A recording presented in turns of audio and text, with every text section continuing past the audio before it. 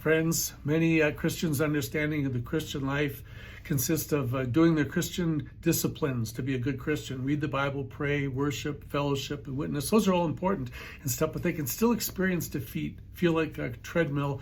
The harder they're trying, the deeper they land in the quicksand and stuff. Can we really know spiritual victory and experience transformed lives? Romans chapter 6, verses 1 through 14 is a very important and very powerful, but also often misunderstood passage. You'll see in the first 10 verses, Paul tells us there's some facts we must know. In verse 3, verse 6 and 9, he says, or do you not know, and knowing this and knowing that?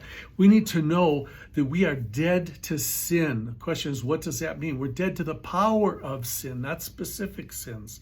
We see in verse 6 that our old self was crucified with Christ, that our body might be released from this power of sin, that we'd no longer be slaves to this sin. But then not only that, facts we must know, there's some facts we must believe. These same facts, that we are dead to sin and that we're alive to God.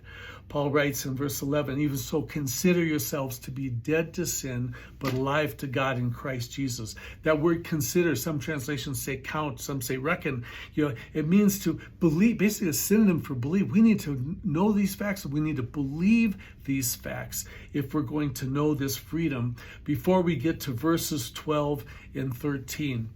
And there's some commands we must obey. Verses 12 through 14. Therefore, don't let sin reign in your mortal body, that you obey its lusts. Don't go on presenting the members of your body as instruments of unrighteousness, but present yourselves to God as those alive from the dead, and the members of your body as instruments of righteousness. This is something where two don'ts and there's two do's. There's no middle ground. And so Paul declared that the mastery of sin has been broken. We see in verse 12, sin shall not be your master. This power is broken by God's amazing grace. So there's facts we must know, there's facts we must believe, and there's commands we must obey.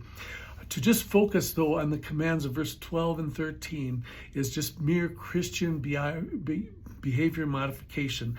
We won't experience true freedom in Christ. Hey, for a more fuller, detailed explanation of this passage, I encourage you to look up my video by the same title, Freedom in Christ, through Romans 6, 1 through 14. Thanks for listening.